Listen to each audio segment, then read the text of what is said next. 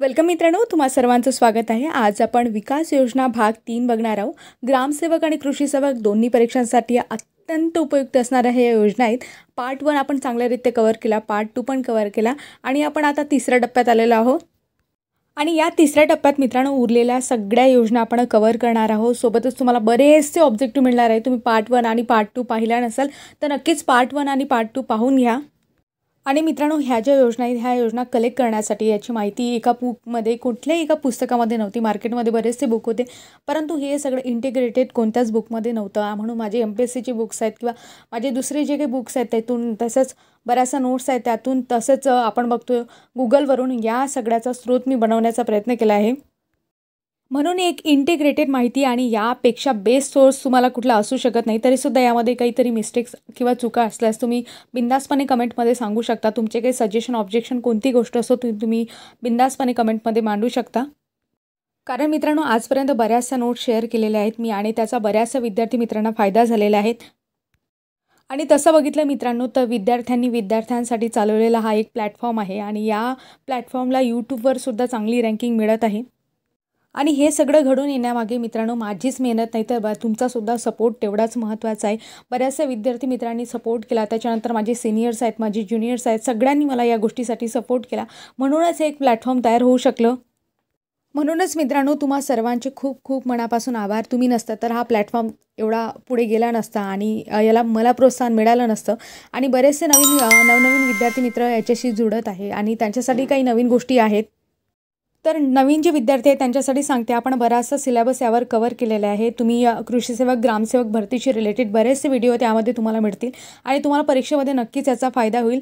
तसेच मित्रांनो आता आपल्या चॅनलचे सबस्क्रायबर जास्तीत जास्त दिवसेंदिवस वाढत आहेत त्यामुळे आपल्याला पोल कम्युनिटी ऑप्शन मिळालेला आहे आणि त्यामध्ये आपण पोल सोडवू शकतो, पोस्ट करू शकतो आणि तुमचे काही सजेशन ऑब्जेक्शन कोणतीही गोष्ट असो तुम्ही चॅटमध्ये तिथे कमेंटमध्ये सांगू शकता। तुम्हाला फक्त या चॅनलवर क्लिक करून म्हणजे तुम्हाला चॅनलला सबस्क्राईब करावं लागेल जेणेकरून तुम्हाला त्याच्या नोटिफिकेशन मिळतील आणि नंतर तुम्हाला कम्युनिटी या ऑप्शनमध्ये जावं लागेल। कम्युनिटी ऑप्शनमध्ये गेल्यावर तुम्हाला तिथे पोल भेटतील। पोल म्हणजे क्वेश्चन स्वरूपात असतील ते आणि त्यामध्ये तुम्ही ते प्रश्न सोडवू शकता। आणि या सगळ्या गोष्टींच्या अपडेटेड माहितीसाठी तुम्हाला चॅनलला नक्की सबस्क्राईब करावे लागेल। त्याशिवाय मित्रांनो तुम्हाला अपडेटेड माहिती मिळणार नाही किंवा तुमची मिस होऊ शकते। म्हणून लक्षात ठेवा मित्रांनो चॅनलला सबस्क्राईब करा। आणि आता आपण योजना म्हणजे विकास योजना भाग 3ला सुरुवात करणार आहोत। तर मित्रांनो बघा विकास योजना भाग 3 आपण बघणार आहोत हे तुम्हाला सांगितलं। परंतु ह्या ज्या योजना आहे फक्त ग्रामसेवक आणि कृषी सेवक या परीक्षांसाठी नाही तर सर्व स्पर्धा परीक्षांसाठी उपयुक्त ठरतील अशा या महत्त्वाच्या योजना आहेत। तसंच मित्रांनो स्पर्धा परीक्षेच्या युगातील एक विद्यार्थिनी म्हणून मला वेळेचं महत्त्व नक्की समजते। म्हणून मी कमी वेळेमध्ये तुम्हाला जास्तीत जास्त माहिती देण्याचा प्रयत्न करील आणि तेही साध्या सोप्या भाषेमध्ये कशी सांगता येईल यासाठी मी प्रयत्नशील राहील। तर चला मित्रांनो सुरुवातीला आपण योजना ज्या काही झालेल्या आहे म्हणजे पार्ट 1 पार्ट 2 मध्ये कोणकोणत्या योजना झाल्या आहेत त्या एकदा वाचून घेऊ आणि उरलेल्या ज्या योजना आहेत आपण आज पार्ट 3 मध्ये म्हणजे भाग 3 मध्ये पूर्ण कव्हर करून टाकू। तर बघा मित्रांनो कोरडवाहू क्षेत्र विकास योजना आहेत, निर्धारित लाभ क्षेत्र विकास योजना आहे, आदिवासी क्षेत्र विकास योजना आहे, डोंगरी क्षेत्र विकास कार्यक्रम, एकात्मिक ग्रामीण विकास कार्यक्रम, एकात्मिक फळ विकास योजना, फळबाग विकास योजना, बहुविध पीक योजना, एकात्मिक कडधान्य सुधार योजना, एकात्मिक तेलबिया सुधार कार्यक्रम, राष्ट्रीय प्रात्यक्षिक योजना, राष्ट्रीय कृषी संशोधन प्रकल्प, एकात्मिक चारा विकास योजना, जवाहर रोजगार योजना, राष्ट्रीय पाणलोट विकास कार्यक्रम, कृषी विज्ञान केंद्र। अशा प्रकारे काही महत्त्वाच्या गोष्टी आहेत ज्या योजनांमध्ये आपल्याला एक्सटेन्शनचा पार्ट म्हणून आज आपल्याला सगळ्या गोष्टी अभ्यासायच्या आहेत। तसंच मित्रांनो मी एक्सटेन्शन हा पार्टसुद्धा घेतलेला नाही आहे म्हणजे त्यामध्ये आपण पर्टिक्युलरली योजना तर आपण घेत होतो, योजनासुद्धा एक्सटेन्शनचाच भाग आहे। परंतु या व्यतिरिक्त काही महत्त्वाचे प्रश्नसुद्धा आहेत एक्सटेन्शनशी रिलेटेड म्हणजे तो भाग आपल्याला घेणं शक्य नाही तर आपण काय करू त्याचेसुद्धा ऑब्जेक्टिव्ह इथे कव्हर करण्याचा प्रयत्न करू। आणि महत्त्वाचं म्हणजे मित्रांनो एक्सटेन्शनचा हा आपला पार्ट झालेला नाही मी तुम्हाला सांगितलं। आता एक्सटेन्शनच्या रिलेटेड ज्या काही महत्त्वाच्या गोष्टी असतील त्यासुद्धा मी तुम्हाला काही गोष्टी सांगत जाईल। तुम्हाला काही प्रश्न विचारेल त्या प्रश्नाची उत्तरे देण्याचा प्रयत्न करा। आणि आपण बघतो बऱ्याचशा विद्यार्थी मित्रांचा नेटवर्कचा प्रॉब्लेम असतो किंवा त्यांना इश्यू असतो, बॅलन्स असते। मग अशा विद्यार्थ्यांसाठी मित्रांनो तुम्हाला एक सल्ला की तुम्ही हे जे व्हिडिओ आहेत ना ते ऑडिओ डाउनलोड करा जेणेकरून मी नोट्सपेक्षा सुद्धा मी ऑडिओ चांगलं सांगू शकते। म्हणजे ऑडिओज असतात माझे व्हिडिओ म्हणून तुम्ही जे आहे ते ऑडिओ डाउनलोड करा। तुम्हाला MB कमी लागेल बघा म्हणजे मी तुम्हाला ऑप्शन दिला तुम्ही करू शकता किंवा नाही करू शकत ते तुमच्यावर आहे। आता समोर पाहू मित्रांनो मित्रांनो, आजच्या तिसऱ्या टप्प्यातील पहिली योजना आहे आपली जवाहर रोजगार योजना आणि याची जी सुरुवात आहे ते कधी झाली? 1 एप्रिल 1989. परत रिपीट करते, जवाहर रोजगार योजना आपण बघत आहोत. याची सुरुवात 1 एप्रिल 1989 साली झाली. आणि मित्रांनो, योजनांसोबत त्याची पंचवार्षिक कोणत्या पंचवार्षिक योजनेमध्ये ती योजना सुरू झाली हा सुद्धा प्रश्न पडतो. म्हणून लक्षात ठेवा की 7व्या पंचवार्षिक योजनेमध्ये ही योजना सुरू झाली. आणि 7वी पंचवार्षिक योजना होती तिला काय म्हणत होते? रोजगार निर्मिती जनक योजना असं म्हणत होते. बघा, परत सांगते की 7व्या पंचवार्षिक योजनेमध्ये जवाहर रोजगार योजना याची सुरुवात झाली आणि तिला रोजगार निर्मिती जनक योजना असं म्हणत होते. कोणाला? 7व्या पंचवार्षिक योजनेला. मग त्याचा कार्यकाळ काय? तर बघा, 7वी जी पंचवार्षिक योजना होती तिचा कार्यकाळ 1 एप्रिल 1985 ते 31 मार्च 1990 असा त्याचा कार्यकाळ होता. आणि या कार्यकाळामध्ये कोणती योजना सुरू करण्यात आली? तर जवाहर रोजगार योजना सुरू करण्यात आली. आणि त्या योजनेमध्ये कोण कोण जे होतं? म्हणजेच मित्रांनो, आपण जर 7वी पंचवार्षिक योजना आहे आणि 7व्या पंचवार्षिक योजनेचे अध्यक्ष बघितले तर याला 2 अध्यक्ष लाभले, एक राजीव गांधी आणि दुसरे व्ही.पी. सिंग. म्हणजे राजीव गांधी का बरं? तर राजीव गांधी 1989पर्यंत आणि त्याच्यानंतर व्ही.पी. सिंग येतात. कारण राजीव गांधीच्या बाबतीत आपण बघितलं, थोडक्यात म्हणजे काही गोष्टी तुम्हाला माहिती असायला हव्यात म्हणून सांगते की त्यावेळेस बोफोर्स प्रकरण तुम्ही ऐकलं असाल आणि बऱ्याचसा चर्चेचा मुद्दा होता हा. बोफोर्स प्रकरण होतं त्यावेळेस. स्वीडन बोफोर्स AB कंपनी होती, त्यांच्यासोबत 440 बोफोर्स तोफा खरेदी करण्याचा भारताने करार केला होता. आणि मग काय झालं होतं की द हिंदू वर्तमानपत्र आहे, आता तुम्हाला माहीत असेल द हिंदू, त्याच्या ज्या काही पत्रकार होत्या चित्रा सुब्रमण्यम यांनी काय केलं होतं? त्यांनी त्यावेळेस असं म्हटलं होतं की जे काही लष्करी लोक आहेत तसेच राजकारणी जे आहेत त्यांना त्या व्यक्तींना मोठी लाच देण्यात आली होती असं त्यांनी प्रकाशित केलं होतं. आणि त्याच्याचमुळे काय होतं, राजीव गांधी यांचं सरकार कोसळलं होतं. म्हणजे काँग्रेसला त्यावेळेस अपयश आलं होतं. आणि त्याच्यानंतर आपण बघतो व्ही.पी. सिंग सरकार आलं होतं. आणि व्ही.पी. सिंग आपण बघतो ते बहुतेक जनमोर्चा पार्टीचे ते होते. म्हणजे तुम्हाला इथे काही गोष्टी सांगण्याचा प्रयत्न असा की राजीव गांधी आणि व्ही.पी. सिंग असे 2 अध्यक्ष का लाभले यामागचं मी तुम्हाला एक्सप्लेनेशन दिलं, म्हणजे तुम्हाला थोडक्यात काही गोष्टी समजण्यात याव्यात. आणि आता बघितलं बोफोर्स प्रकरणावर मागे निकालसुद्धा लागलेला आहे, तुम्ही बघू शकता. तो आपला भाग नाही, आपला भाग होता की सरकार का कोसळलं त्याच्याबद्दल मी तुम्हाला सांगितलं. म्हणजे इथे तुम्हाला क्लिअर झालं की राजीव गांधी आणि व्ही.पी. सिंग असे 2 अध्यक्ष 7व्या पंचवार्षिक योजनेला होते. आता 7व्या पंचवार्षिक योजनेत अधिकची आजूबाजूची माहितीसुद्धा आपण कव्हर करू. 7व्या पंचवार्षिक योजनेमध्ये इंदिरा गांधी आवास योजना होती, म्हणजे इंदिरा आवास योजना म्हणतो त्याला आपण. तसंच दशलक्षी विहीर योजना ही महत्त्वाची योजना, यावर प्रश्न विचारू शकतात की दशलक्षी विहीर योजना होती ती सुद्धा 7व्या पंचवार्षिक योजनेमध्ये सुरू करण्यात आली होती. आणि ती कोणाच्या अंतर्गत सुरू करण्यात आली होती? तर NREPच्या अंतर्गत केली होती 1988मध्ये. म्हणजे अनुसूचित जाती जमातीतील जे काही गरीब आणि सीमांत शेतकरी असतील, अशा बेटबिगारीतून मुक्त झालेले मजूर असतील, यांच्यासाठी मोफत विहिरी बांधून देणे हा त्याच्या मागचा उद्देश होता. तसंच मित्रांनो, आणखी आपण योजना बघितल्या, यामध्ये शिक्षण धोरणसुद्धा जाहीर करण्यात आलं होतं. मी मागे तुम्हाला सांगितलं होतं पहिलं शिक्षण धोरण कधी जाहीर करण्यात आलं हे मला कमेंटमध्ये सांगण्याचा प्रयत्न करा, कारण मागील योजनांमध्ये मी तुम्हाला सांगितलेलं आहे. तर 7व्या पंचवार्षिक योजनेमध्ये दुसरं शिक्षण धोरण जे होतं 1986मध्ये ते सुरू करण्यात आलं होतं. तसंच आपण बघतो यामध्ये 2 योजना सुरू करण्यात आल्या होत्या महत्त्वाच्या, ज्या आपल्या परीक्षेच्या दृष्टिकोनातून महत्त्वाच्या आहे, म्हणजे जवाहर रोजगार योजना आणि नेहरू रोजगार योजना. मग या दोघांमध्ये काय फरक आहे? म्हणजे तुम्हाला प्रश्न पडला असेल ना की नेहरू म्हणजे जवाहरलाल रोजगार योजना आहे आणि नेहरू रोजगार योजना यामध्ये नेमका फरक आहे. तर बघा, जवाहर रोजगार योजना होती ती ग्रामीण भागासाठी होती, तर नेहरू रोजगार योजना आहे ती शहरी भागासाठी होती. तर मित्रांनो, इथे एक गोष्ट लक्षात घ्या की जवाहर रोजगार योजना आहे त्यामध्ये 2 योजनांचं एकत्रीकरण होतं. मग आता या 2 योजना कोणत्या? तर त्यामध्ये आपण बघतो NREP आणि RLEGP. आता हे काय आहे? तर बघा, NREP म्हणजे नॅशनल रूरल एम्प्लॉयमेंट प्रोग्राम, जे 2 ऑक्टोबर 1980ला सुरू झालं. परत सांगते, NREP म्हणजे national rural employment programme 2 October 1980ला सुरू झाला. प्रश्न असा सरळ पडतो, प्रश्न असा असतो की NREP ही योजना कधी सुरू झाली? तर बघा, 2 ऑक्टोबर 1980ला NREP सुरू झाली. मग आता RLEGP काय आहे? तर बघा, रूरल लँडलेस एम्प्लॉयमेंट प्रोग्राम आहे. आणि कधी सुरू झाला हा प्रोग्राम? तर 15 ऑगस्ट 1983मध्ये. बघा, परत सांगते की RLEGP आहे, लॉंग फॉर्म विचारू शकता, रूरल लँडलेस एम्प्लॉयमेंट प्रोग्राम आहे. कधी सुरू झाला? 15 ऑगस्ट 1983. म्हणजेच काय, ग्रामीण जे काही भूमिहीन आहेत त्यांच्यासाठी आश्वासित देणारी ही रोजगार योजना होती. काय ग्रामीण भूमिहीनांसाठी आश्वासित रोजगार देणारी योजना होती आणि NREP कोणासाठी होती? जे अकुशल गरीब आहेत त्यांना रोजगार देण्यासाठी ती योजना होती. आणि ह्या दोन्ही योजना यांचं कशामध्ये समावेश झाला, कशामध्ये ह्या दोन्ही योजना विलीन झाल्या? तर जवाहर रोजगार योजना आहे ग्रामीण भागासाठी, त्यामध्ये ह्या दोन्ही योजना काय झाल्या? विलीन झाल्या. आणि त्यापासून एक योजना तयार झाली, ती म्हणजे कोणती? जवाहर रोजगार योजना. आणि ही कधी होती? तर 1 एप्रिल 1989ला सुरू झाली. म्हणजे लक्षात ठेवा, परत एकदा रिकॅप. NREP 1980, RLEGP 1983 आणि जवाहर रोजगार योजना 1989. तर मित्रांनो, अशा प्रकारे आपली जवाहर योजना क्लिअर झाली. आता समोर पाहू नेहरू रोजगार योजना काय. तर नेहरू रोजगार योजना शहरी भागासाठी होती आणि त्याला NRY म्हणतात. आणि ही जी आहे ते कधी सुरू करण्यात आली होती? 1989ला सुरू करण्यात आली होती. म्हणून लक्षात ठेवा, दोन्ही महत्त्वाच्या योजना आहेत. फक्त ऑक्टोबर 1989ला नेहरू रोजगार योजना आहे आणि जवाहर रोजगार योजना आहे ती 1 एप्रिल 1989ला, म्हणून दोन्ही लक्षात ठेवा. समोर आपण या योजनेबद्दल अधिक माहिती बघितली तर, आणि आपण बघतो मित्रांनो, ही जी योजना आहे ती पंचायत राज संस्थांच्या माध्यमातून देशातील सर्व खेड्यांमध्ये राबवली जात होती. पायाभूत सुविधा, पायाभूत विकासाला गती देणे, त्याची निर्मिती करणे, तसेच म्हणजे निर्मिती प्रेरक ही योजना होती. त्यामुळे रोजगार उपलब्ध करून देणे ग्रामीण भागातील लोकांना, हा त्यामागचा मुख्य उद्देश होता. आणि ही जी जवाहर रोजगार योजना आहे मित्रांनो, त्याचं पुनर्रचना झाली आणि पुनर्रचना होऊन त्याचं रूपांतर कशामध्ये झालं? जवाहर ग्राम समृद्धी योजनेमध्ये झालं.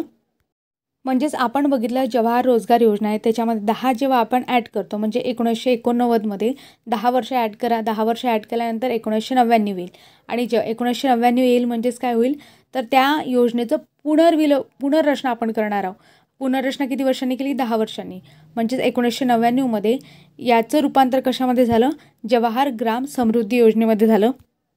आणि आपण बघतो मित्रांनो, 1999 ही जी डेट आहे ती कोणत्या पंचवार्षिक योजनेदरम्यान येते? मग 9वी पंचवार्षिक योजना त्यावेळेस सुरू होती. आणि 9व्या पंचवार्षिक योजनेचा कालावधी आपण बघतो 1 एप्रिल 1997 ते 31 मार्च 2002 असा होता. म्हणजेच मित्रांनो, आता जर आपण या 9व्या पंचवार्षिक योजनेबद्दल अभ्यास केला तर आपल्याला समजेल की स्वातंत्र्याच्या 50व्या वर्षी योजना सुरू करण्यात आली होती. 50व्या वर्षी का बरं? कारण 1947ला भारताला स्वातंत्र्य मिळालं आणि 1947मध्ये जेव्हा आपण 50 ॲड करतो त्यामुळे 1997 ही डेट येते. आणि 1 एप्रिल 1997ला 9वी पंचवार्षिक योजना सुरू करण्यात आली. म्हणून ही योजना 50व्या वर्षी सुरू करण्यात आली. म्हणजेच काय? गोल्डन ज्युबली असणार आहे.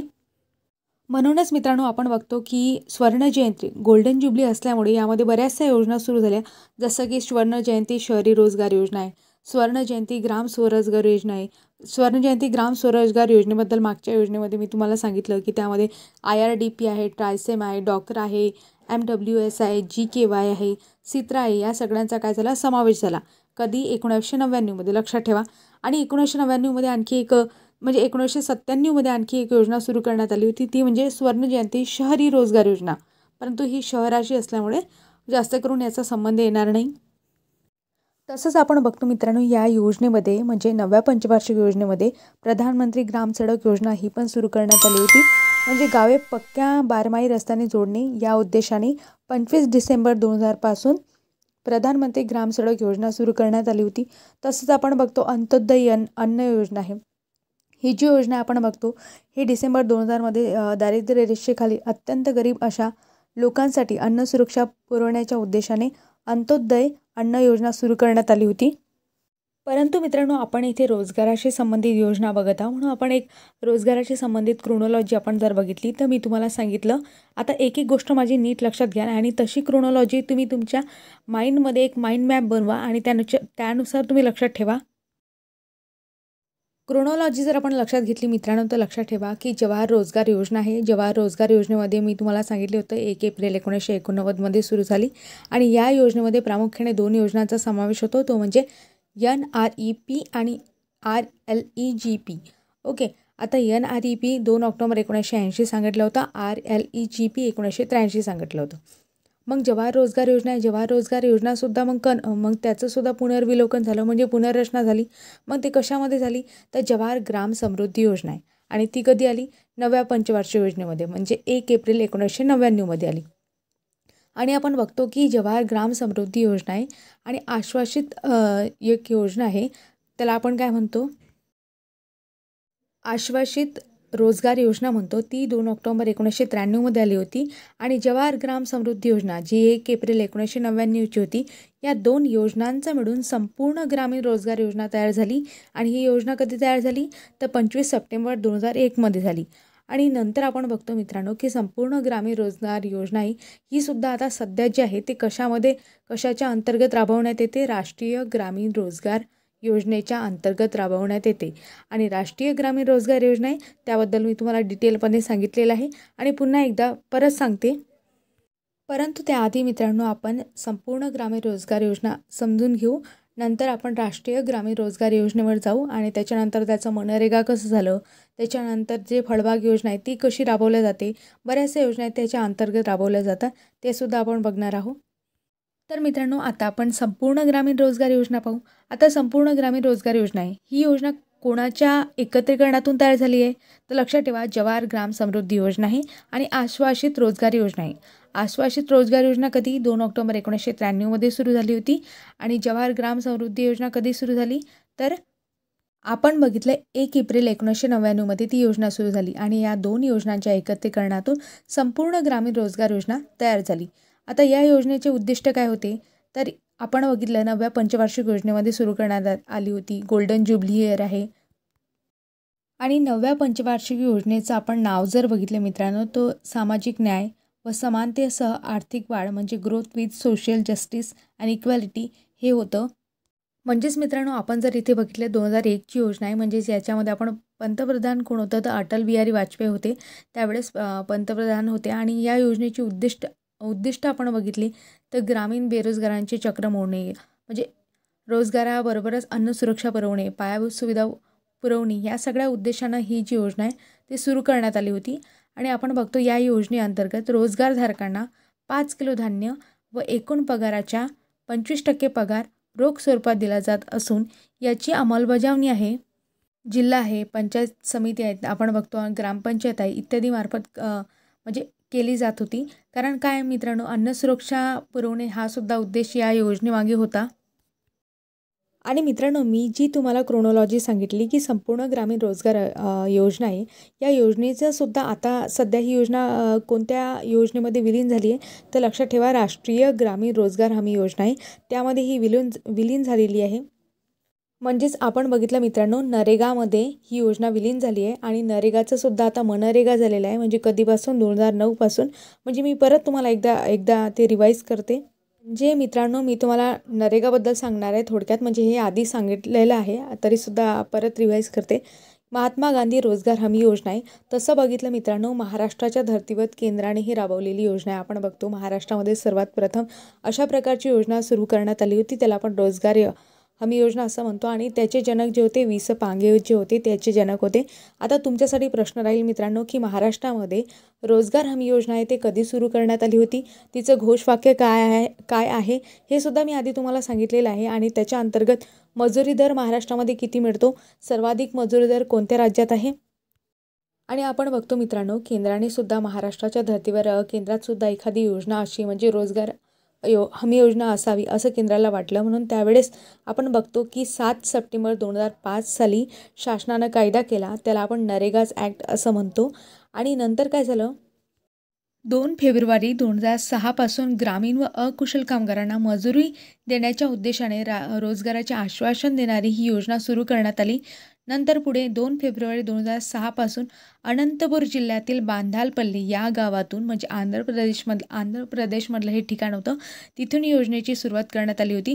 सुरुवातीला ही 200 जिल्ह्यांमध्ये ही योजना राबवली गेली. आणि आता आपण जर बघतो तर मोठ्या प्रमाणावर ही योजना बहुतेक राज्यांमध्ये राबवली जाते.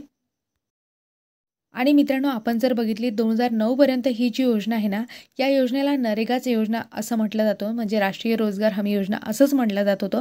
परंतु 2009मध्ये महात्मा गांधीजींचं नाव त्याला दिलं म्हणून आपण त्याला मनरेगा असं म्हणतो. आणि आपण जर बघितलं मित्रांनो मनरेगा योजनेमध्ये FDW म्हणजे कामाच्या मोबदल्यात अन्न योजना ही केंद्र सरकारची योजना होती. 14 नोव्हेंबर 2004 पासून राबवण्यात येत आहे.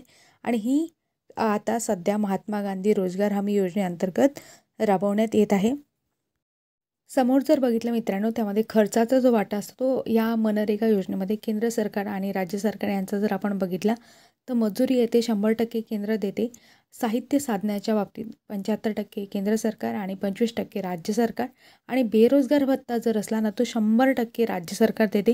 म्हणून लक्षात ठेवा, कारण की हे राज्याचं काम असते की लोकांना रोजगार मिळवून देणे, म्हणून हे राज्याच्या अंतर्गत येते. म्हणून बेरोजगारी जर भत्ता द्यायचा असेल तर 100% तो बेरोजगार भत्ता कोणाच्या खात्यात जातो? राज्याच्या खात्यामध्ये जातो. आणि आपण जर बघितले मित्रांनो, यासाठी 5 वर्षापर्यंत नोंदणी म्हणजे एकदा आपण केली तर ते 5 वर्षापर्यंत वैध असते. याच्या अंतर्गत जॉब कार्ड तुम्हाला मिळते आणि नोंदणी केल्यानंतर तुम्हाला 15 दिवसाच्या आत आणि 5 किलोमीटरच्या आत काम देणे बंधनकारक असते. आणि मित्रांनो, रूल असा असतो की नोंदणी केल्यानंतर 15 दिवसाच्या आत काम न मिळाल्यास बेरोजगारी भत्ता दिला जातो. परंतु आपल्याकडे अशा कोणत्याच गोष्टी होत नाही. म्हणजे आपण बघतो ह्या सगळ्या गोष्टी कागदापुरत्याच मर्यादित असतात.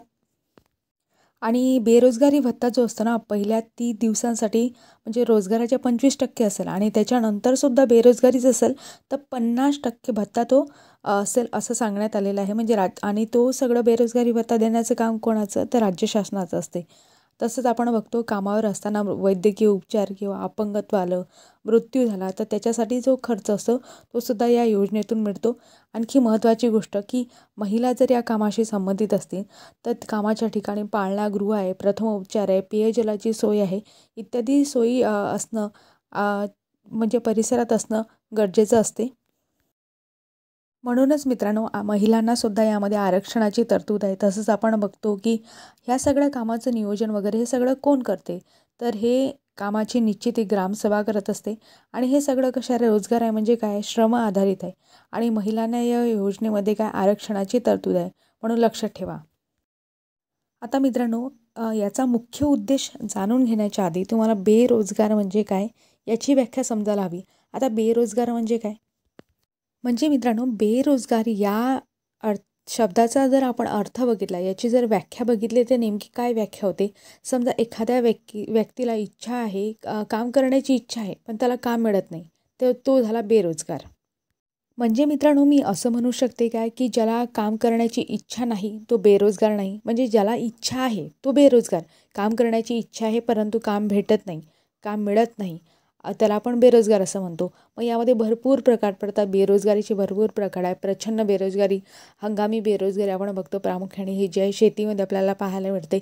यांत्रिक प्रकारची बेरोजगारी असते. यांत्रिक प्रकारची बेरोजगारी, संरचनात्मक बेरोजगारी आहे. त्याच्यानंतर चक्रीय प्रकारची एक अशा प्रकारच्या वेगवेगळ्या प्रकारच्या बेरोजगारी आहेत. त्या इकॉनॉमिक्सच्या टर्मिनॉलॉजी आहे. फक्त इथे मला तुम्हाला एवढं सांगायचं, बेरोजगार म्हणजे कोण?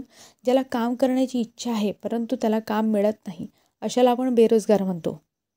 मग मित्रांनो, आता समोर आपण या योजनेचा मुख्य उद्देश समजून घेऊ. बघा, ग्रामीण भागातील प्रत्येक कुटुंबातील काम करू इच्छित असणाऱ्या अकुशल प्रौढ सदस्यांना कमीत कमी 100 दिवसाच्या आत रोजगाराची हमी देणे हे या योजनेचे मुख्य उद्देश आहे. समजलं का तुम्हाला?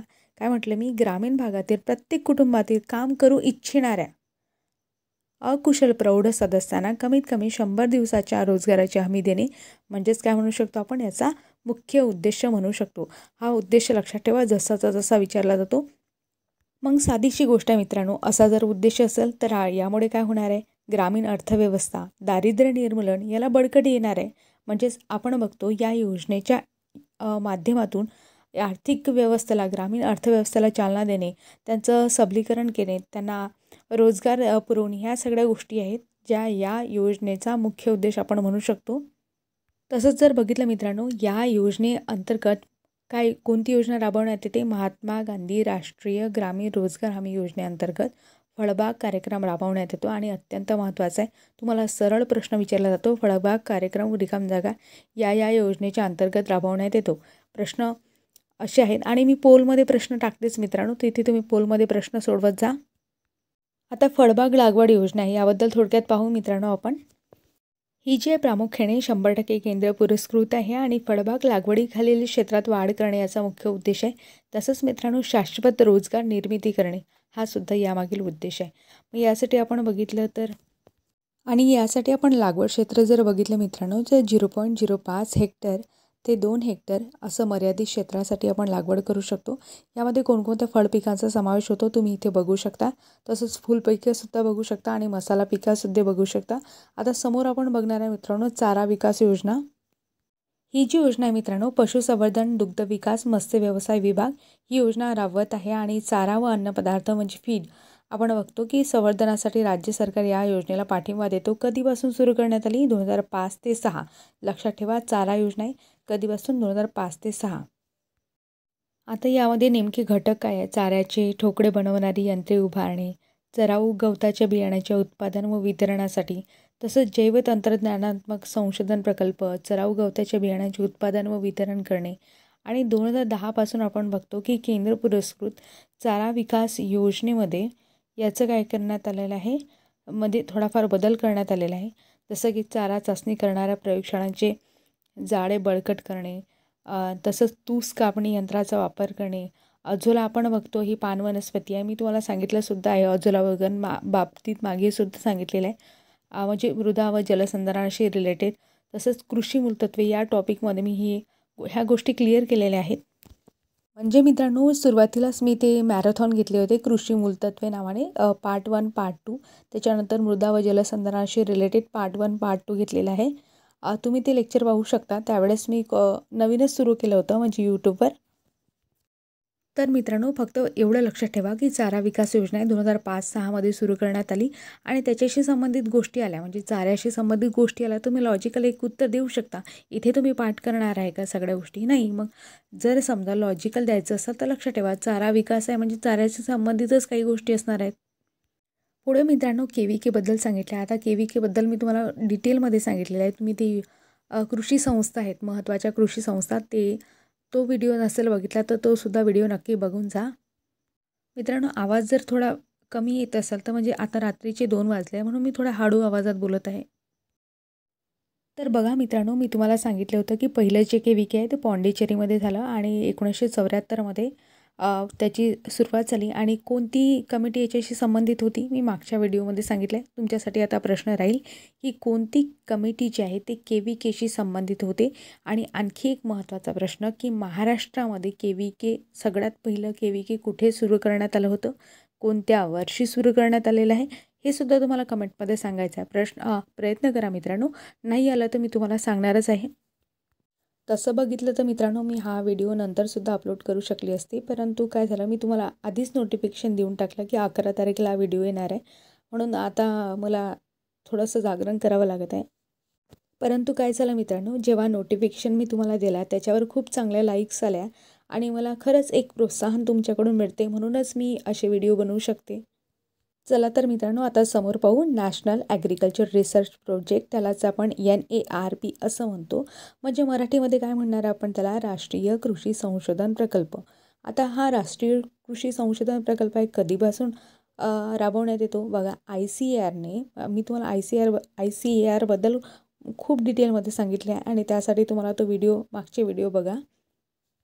तर मित्रांनो इथे बघा 1979 मध्ये हा प्रोग्राम हाती घेण्यात आलेला आहे. जागतिक बँकेची मदत यामध्ये झालेली आहे. तुम्हाला प्रश्न असा पडू शकतो की जागतिक बँकेच्या सहाय्याने ICARने खालीलपैकी कोणता प्रोग्राम हाती घेतला आहे. तर लक्षात ठेवा नॅशनल ॲग्रिकल्चर रिसर्च प्रोजेक्ट आहे त्याला आपण NARP आहे असं लक्षात ठेवा. आणि आपण बघतो आणि या प्रोग्रामचा नेमका उद्देश काय होता. इथे बघा मित्रांनो तुम्हाला प्रोग्रामचा उद्देश कसं लक्षात ठेवायचं, कसं लॉजिक लावायचं. राष्ट्रीय कृषी संशोधन प्रकल्प. आता सगळ्यांना माहिती आहे संशोधन आलं म्हणजे ICARशी संबंध आला कारण की ते वरिष्ठ संस्था आपण बघतो कृषी क्षेत्रातील आणि संशोधनाशी संबंधित आहे. एक स्वायत्त संस्था आहे आणि तिच्या अंतर्गत बरेचसे निर्णय होतात. KVKसुद्धा ICAR अंडर येते. लक्षात ठेवा माझ्या बोलण्याकडे लक्ष द्या. आपण बघितलं यामध्ये मित्रांनो याचा काय प्रोग्रामचा उद्देश काय होता नेमका. आपण बघतो बऱ्याच स्टेट युनिव्हर्सिटीज आहेत आणि या स्टेट युनिव्हर्सिटीला प्रोत्साहन देण्यासाठी तेथील संशोधनाला प्रोत्साहन देऊन त्यांच्या स्ट्रेंथनिंग म्हणजे त्यांना मजबूत करण्यासाठी म्हणजे ज्या काही स्टेट युनिव्हर्सिटीज आहेत तेथील जे काही प्रादेशिक संशोधन प्रकल्प असतील त्यांना स्ट्रेंथनिंग त्यांना मजबूत करण्यासाठी बळकटी देण्यासाठी या प्रोग्रामची स्थापना म्हणजे प्रोग्राम सुरू करण्यात आलेला आहे. लक्षात ठेवा. आणि मित्रांनो हा महत्त्वाचा ऑब्जेक्टिव्ह आहे आणि हे सुद्धा विचारू शकता की कोणाच्या सहाय्याने केला तर वर्ल्ड बँकच्या सहाय्याने केला. मित्रांनो, इथे वर्ल्ड बँकबद्दल संबंध आला आहे म्हणून वर्ल्ड बँकबद्दल आपण थोडक्यात काही गोष्टी बघणार आहोत. वर्ल्ड बँकचं जे मुख्यालय आहे ते वॉशिंग्टनमध्ये आहे आणि त्याची स्थापना जी आहे ते 31 डिसेंबर 1945मध्ये झालेली आहे. मग तुम्हाला वर्ल्ड बँकबद्दल प्रश्न विचारतील का? तो हो, विचारू शकतात. तर कारण काय आहे मित्रांनो, कारण की नॅशनल ॲग्रिकल्चर रिसर्च प्रोग्रॅम आहे, त्याच्याशी त्याचं सहाय्य झालेलं आहे. म्हणून लिंकिंग एक गोष्ट म्हणून तुम्हाला प्रश्न विचारला जाऊ शकतो. समोर मित्रांनो आपण नॅशनल डेमॉन्स्ट्रेशन स्कीम बघणार आहोत. त्याला राष्ट्रीय प्रात्यक्षिक योजना असं आपण मराठीमध्ये म्हणतो. तर मित्रांनो, आपण राष्ट्रीय प्रात्यक्षिक योजना आपण जर बघितली तर 1965-66मध्ये कधी 65-66मध्ये सुरू करण्यात आली आणि ministry of agriculture government of India याच्या अंतर्गत ही योजना राबवण्यात येते. आपण बघतो 1964मध्ये ICRचा national demonstration programme on major food crop was launch झाला होता. तर कधी 1964मध्ये. आणि त्याच्यानंतर मला मित्रांनो एक गोष्ट सांगा, हरित क्रांती केव्हा झाली होती? मी हरित क्रांतीबद्दल तुम्हाला खूप वेळा सांगितलेलं आहे. म्हणजे ग्रामसेवकचे जे काही PYQ घेतले होते त्यामध्ये खूप डिटेलपणे सांगितलेलं आहे. मित्रांनो, मी जेव्हा ग्रामसेवकचे प्रश्न घेतले होते त्यावेळेससुद्धा सांगितलं होतं की हे ग्रामसेवकचे तांत्रिक घटकमधील प्रश्न असले तरी याचा संबंध कृषी सेवकशी सुद्धा लागतो. म्हणून तांत्रिक घटकाशी संबंधित प्रश्न कव्हर करून घ्याल. आता मित्रांनो, हा जो प्रोग्राम होता म्हणजे स्कीम होती ही नॅशनल डेमॉन्स्ट्रेशन स्कीम आपण बघितली 65-66मध्ये सुरू झाली. आणि तुम्हाला मी प्रश्न विचारले त्या प्रश्नांचं उत्तर देण्याचा म्हणजे प्रयत्न कराल.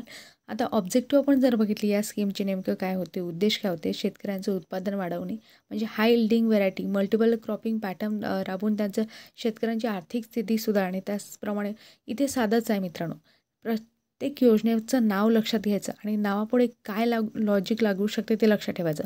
इथे राष्ट्रीय डेमॉन्स्ट्रेशन सांगितलेलं आहे.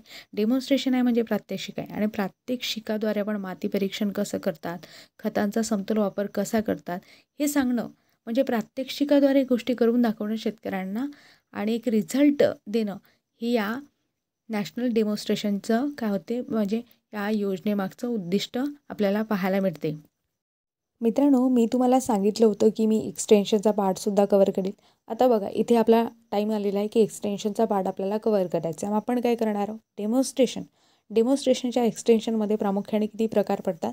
मेथड डेमॉन्स्ट्रेशन आहे, त्याच्यानंतर रिझल्ट डेमॉन्स्ट्रेशन आहे आणि तिसरं आपल्याला माहिती आहे नॅशनल, त्यालाच आपण किंवा कंपोजिट डेमॉन्स्ट्रेशन म्हणतो.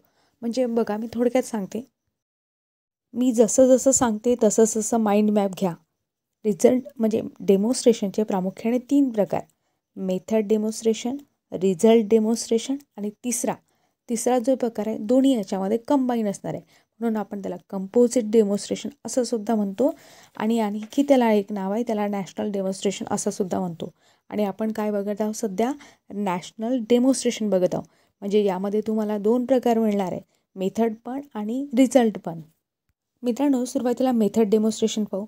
मेथड डेमॉन्स्ट्रेशन आहे ते एक शॉर्ट टाईप ऑफ डेमॉन्स्ट्रेशन आहे. म्हणजे या प्रोसेसला जास्त वेळ लागत नाही. तुम्हाला काय यामध्ये का फक्त दाखवाच लागते तुमच्याकडे काय स्किल आहे. जसं तुम्ही सांगा आम्ही ट्रॅक्टर चालवत आहे, बघा आमच्याकडे कसं स्किल आहे.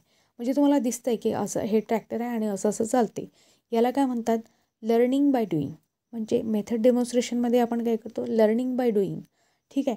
याच्यामध्ये आपण बघतो ओल्ड टेक्निक कोणती आहे, नवीन टेक्निक कोणती आहे, यामध्ये काय कंपॅरिझन आहे, ह्या सगळ्या गोष्टी आपण करत नाही.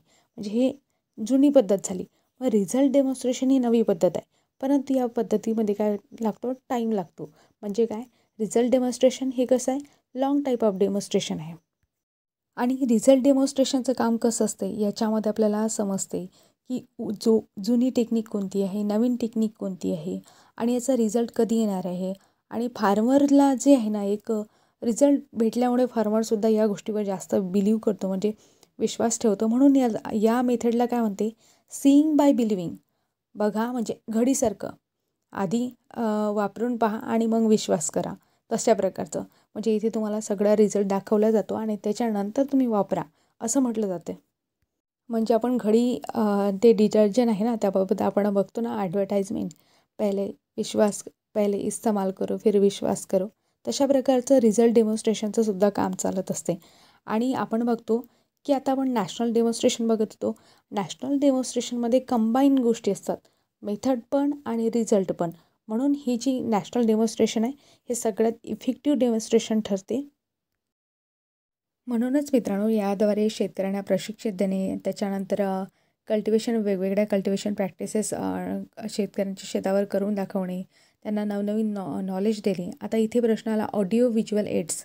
बघा, इथे improve cultivation practices and to use them as a recognize and effective audio visual aids of latest research technology and result to farmers.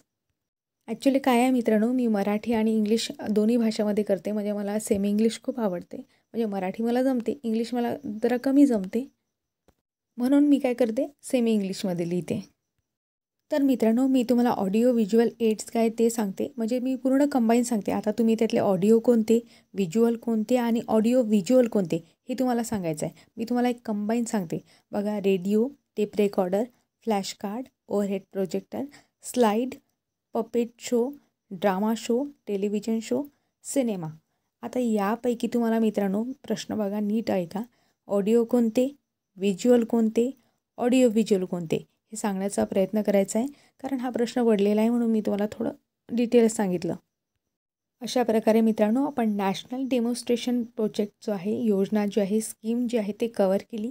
मग आशा करते मी तुम्हाला की गोष्टी समजत असतील, आणि समजत असतील तर एक थंब तरी नक्की द्यायचा मित्रांनो.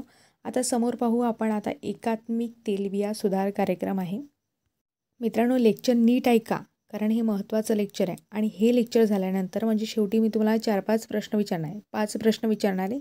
5 प्रश्नाचे उत्तर तुम्हाला ऑप्शन नसणार आहे.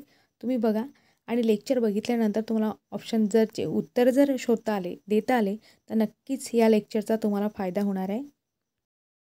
तर मित्रांनो, आता समोरची योजना पाहू. एकात्मिक तेलबिया सुधार कार्यक्रम, राष्ट्रीय तेलबिया प्रकल्प, त्याला NODP असं आपण म्हणतो. 1985-86 पासून कुठे कुठे 1984-85 सुद्धा डेट आहे. मग आता अशा वेळेस मी काय करणार, मी 85वर म्हणजे 85 फोकस देणार. मग 84 ते 86 त्याच्या मधामध्ये मी रेंज पकडणार, म्हणजे 85 माझा मिडल आहे. तर मित्रांनो, या योजनेचे उद्देश काय होते, तर तेल बियाणे क्षेत्र उत्पादन, प्रति हेक्टरी उत्पादकता वाढवणे. म्हणजेच काय, तसंच भुईमुग आहे, सोयाबीन आहे, सूर्यफूल आहे, तीळ, मोहरी, जवस, करडी इत्यादींची उत्पादन क्षमता वाढवणे यामागचा उद्देश होता. तसंच संपूर्ण जगामध्ये आपण बघतो तर हा सगळ्यात महत्त्वाचा ऑब्जेक्टिव्ह आहे मित्रांनो. संपूर्ण जगात सर्वाधिक तेलबियांचे उत्पादन करणारा देश भारत देश आहे. म्हणून म्हणजे ज्या ठिकाणापासून मी रेफरन्स मटेरियल घेतलं त्यामध्ये ह्या गोष्टी तिथे होत्या. तुम्हीसुद्धा ह्या गोष्टी चेक करून बघाल मित्रांनो तुमच्या लेवलवर. तर मित्रांनो, इथे एक गोष्ट लक्षात घ्या. एकात्मिक तेलबिया सुधार कार्यक्रमाच्या अंतर्गत बऱ्याचशा तेलबिया वर्गांशी म्हणजे गडीत धान्य वर्गाशी रिलेटेड प्रोग्राम येतात. त्यामध्ये प्रामुख्याने राष्ट्रीय तेलबिया प्रकल्प येतो, NODP असं म्हणतात. आणि एक आपण जर बघितलं तर हे जे मिशन आहे ते मी मिशन तुम्हाला सांगितलं. 85 मिडल पकडा, आणि 84 ते 86 दरम्यान रेंज पकडा. आणि बाकीचे उद्दिष्टे मी तुम्हाला इथे सांगितलेच आहे. इथे जे 10वी पंचवार्षिक योजना वगैरे दिसते ना मित्रांनो, ते चुकीचं आहे, ते लक्षात घेऊ नका. पण मी तुम्हाला सांगितलं कारण की कोणी स्क्रीनशॉटसुद्धा काढू शकते, म्हणून त्यांच्यासाठी स्पेशल सांगितलं. आता समोर बघतो मित्रांनो आपण. तर कापूस एकाधिकार योजना आहे. म्हणजे ही योजना दिलेली नाही, पण आधी याच्यावर प्रश्न पडलेला आहे, म्हणून मी एक घेऊन आली. वसंतराव नाईक यांची संकल्पना होती. कापूस एकाधिकार योजना आहे, ज्वारी एकाधिकार योजना आहे, आणि महाराष्ट्रामध्ये महत्त्वाच्या प्रमुख योजना आहेत. आणि यावर प्रश्न पडलेला आहे, म्हणजे ग्रामसेवकला पर्टिक्युलरली पडलेले आहेत. तसं मित्रांनो, ह्या ज्या योजना आहेत त्या सगळ्या सरळ सेवा ज्या परीक्षेत त्यांनासुद्धा उपयुक्त पडतात, म्हणजे महत्त्वाच्या योजना आहेत. आणि यामध्ये कृषी सेवक सिलेबसनुसार आपण ह्या कवर केलेल्या आहेत. परंतु ग्रामसेवक सिलेबसनुसार आणखी भरपूर योजना पडतात, त्यासुद्धा कवर करायच्या आहेत. आणि त्यासाठी आपण आणखी एक व्हिडिओ बनवू, ज्यामध्ये या योजना उरल्या सगळ्या योजना कवर होतील. म्हणजे तुम्हाला ह्यासुद्धा योजना बघायच्या आहेत पूर्ण, आणि ते सुद्धा एक पार्ट ग्रामसेवकसाठी एक सेपरेट पार्टसुद्धा आपण घेऊ समोर.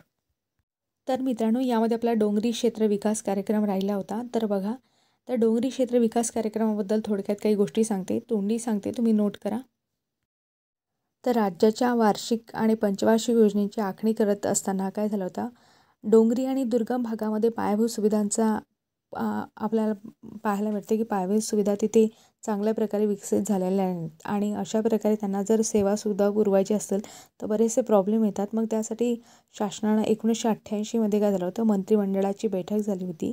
आणि त्यामध्ये त्यांनी काय केलं, डोंगरी क्षेत्राचा विकास करण्याचा म्हणजे कार्यक्रम हाती घेतला. आणि त्यानुसार आपण बघतो, हा प्रश्न विचारलेला आहे, लक्षात ठेवा, की कधीपासून म्हणजे 21 जिल्ह्यांमध्ये हा विचारलेला प्रश्न की 21 जिल्ह्यांमध्ये 73 तालुक्यांचा पूर्ण गट आहे तो डोंगरी क्षेत्र तालुके म्हणून घोषित करण्यात आलेला आहे. बघा किती याच्यासाठी 21 जिल्ह्यामध्ये 73 तालुक्यांचा गट आहे तो डोंगरी क्षेत्र म्हणून महाराष्ट्रामध्ये घोषित करण्यात आलेला आहे. आपण यामध्ये बघतो हा कार्यक्रम 1991-92 पासून सुरू करण्यात येत आहे म्हणजे राबवण्यात येत आहे. आणि या कार्यक्रमाअंतर्गत आपण जर बघितलं तर पाटबंधाऱ्याची कामे, रस्ते विकासाची कामे, पाणी पुरवठ्याची कामे. मग आता पाटबंधाऱ्याची कामे कोणकोणती तर कोल्हापूर पद्धतीची पाटबंधारे आहेत, लघु पाटबंधारे आहेत, उपसा जलसिंचन आहे. तसं आपण बघतो रस्ते विकासाची कामे कोणकोणती, लहान रस्ते आहेत, मिसिंग लिंक आहेत, रस्त्यांचे डांबरीकरण करायचं आहे, नळकांडी पूल आहेत, रस्त्यावरील मोरीची कामं आहेत, लहान नाल्यांवर फरशी बांधणे वगैरे आहेत. तसंच पाणी पुरवठ्याची कामे त्यामध्ये ग्रामीण पाणी पुरवठा, लहान लहान योजना आहेत त्याच्यामध्ये आपण बघतो गावासाठी विहिरी वेगवेगळ्या प्रकारच्या. अशा प्रकारे बराचसा डोंगरी क्षेत्र विकास कार्यक्रमाच्या अंतर्गत ह्या ज्या छोट्या छोट्या गोष्टी आहेत म्हणजे योजना आहेत त्यासुद्धा विलीन आहेत. अशा प्रकारे मित्रांनो मी एक सोर्स बनवण्याचा प्रयत्न केला. तर मित्रांनो अशा प्रकारे आपण सिलेबस कवर करण्याचा प्रयत्न केला. आता मित्रांनो तुम्हाला मी म्हटलं होतं की मी प्रश्न विचारणार आहे. तर तुमच्यासाठी आता 5 प्रश्न आहेत आणि 5ही प्रश्नाची उत्तरं देण्याचा प्रयत्न करा आणि याची उत्तरे जर तुम्हाला जमले तर मला समजेल की तुम्हाला हा व्हिडिओ नक्की समजला. पहिला प्रश्न आहे, राष्ट्रीय प्रात्यक्षिक योजना कधी सुरू झाली आणि कोणाच्या सहाय्याने सुरू झाली? दुसरा प्रश्न आहे, राष्ट्रीय ग्रामीण रोजगार हमी योजना आहे तिचं रूपांतर मनरेगामध्ये कोणत्या साली झालं? तिसरा प्रश्न आहे मित्रांनो, NREPची सुरुवात कधी झाली आणि ती कोणत्या योजनेमध्ये विलीन झाली? चौथा प्रश्न आहे, जवाहर ग्राम समृद्धी योजना ही कोणत्या योजनांनी मिळून तयार झाली आणि तिची सुरुवात कधी झाली? आणि 5वा प्रश्न आहे मित्रांनो, जो नोट्समध्ये मी लिहिला नाही परंतु मी तुम्हाला तोंडी सांगितला की अंत्योदय योजना आहे. अंत्योदय योजनेची सुरुवात कधी झाली आणि कशासाठी झाली? या 5ही प्रश्नांची उत्तरं देण्याचा प्रयत्न करा मित्रांनो. कमेंट बॉक्समध्ये मला उत्तरे द्या आणि चुकलं तर मी आहेच आणि बरोबर असलं तरी आपण आहात. तर मित्रांनो कमेंट बॉक्समध्ये उत्तरे देण्याचा प्रयत्न करा.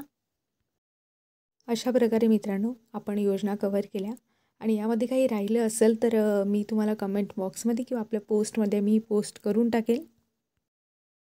अशा प्रकारे मित्रांनो तुम्हाला व्हिडिओ कसा वाटला हे कमेंटमध्ये सांगायला विसरू नका आणि तुमच्या सपोर्ट सिस्टीमशिवाय ह्या सगळ्या गोष्टी ज्या आहेत त्या अशक्य होत्या आणि म्हणून तुम्हा सर्वांचे खूप खूप मनापासून आभार. धन्यवाद मित्रांनो. भेटूया समोर नवीन अशाच व्हिडिओसोबत. तोपर्यंत थँक्यू.